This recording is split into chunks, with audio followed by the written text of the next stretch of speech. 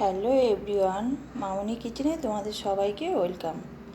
আজ আমি আপনাদেরকে করে দেখাবো সজনে ফুলের বড়া। দেখো, এগুলো সজনে ফুল। প্রথমে এগুলোকে ভালো করে বেছে নেব। দেখো বন্ধুরা, আমি সজনে ফুলটাকে বেছে ভালো করে ধুয়ে নিয়েছি। এখন এখানে অ্যাড করে দেব আমি বড় চামচের 3 চামচ বেসন, আর দিয়ে দেব 2 চামচ চালের গুঁড়ো,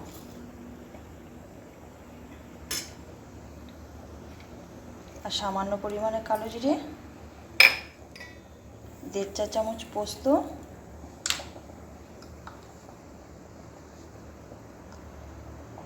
স্বাদ মতো নুন, 1/2 চা চামচ হলুদ গুঁড়ো, 2টো কাঁচা লঙ্কা কুচি, আর দিয়ে দেব সামান্য লঙ্কা গুঁড়ো। দিয়ে এটাকে ভালো করে মেখে নেব। এখানে কোনো জল ব্যবহার করব না আমি, কারণ ফুলে যে জলটা আছে সেটা দিয়ে মাখা হয়ে যাবে। এটাকে ভালো করে কচলে মেখে নেব। এই সজনে ফুলের বড়া খেতে দারুণ লাগে, গরম ভাতে অপূর্ব লাগে খেতে। তোমরা যারা যারা খেয়েছো জানো, যারা খাওনি একবার ট্রাই করে দেখো। দেখেছো বন্ধুরা, আমার মাখাটা পুরো শুকনো শুকনো করে করতে হবে। মাখাটাতে একটুকু জল রাখা চলবে না।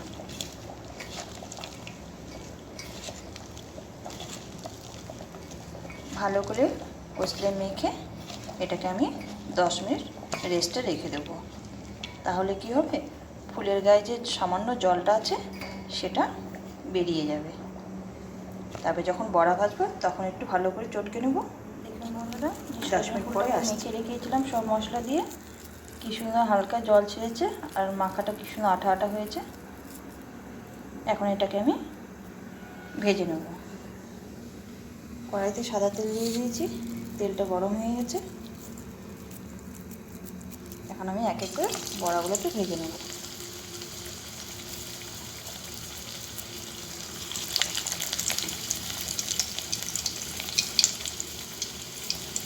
তেলটা ভালো করে গরম করে গ্যাসের ফ্লেমটা লো করে বড়াগুলোকে ভাজতে হবে। না হলে কী হবে, উপরটা ভাজা হয়ে যাবে আর ভেতরটা কাঁচা থেকে যাবে।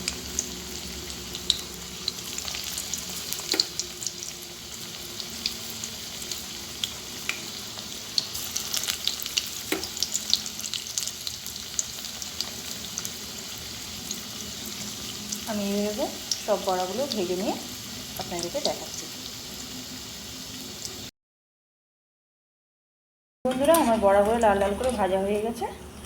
এখন তেলটিকে তুলে নেব, তেলটা ছেঁকে তুলে নেব। দেখুন বন্ধুরা, আমার সজনে ফুলের বড়াগুলো কি সুন্দর মুচমুচে হয়েছে।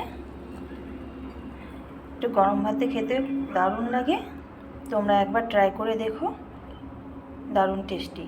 আর আমার রেসিপিটা যদি তোমাদের ভালো লেগে থাকে, যারা ইউটিউব চ্যানেল থেকে দেখছো সাবস্ক্রাইব করে দিও, আর ফেসবুক পেজ থেকে যারা দেখছো ফলো করে দিও।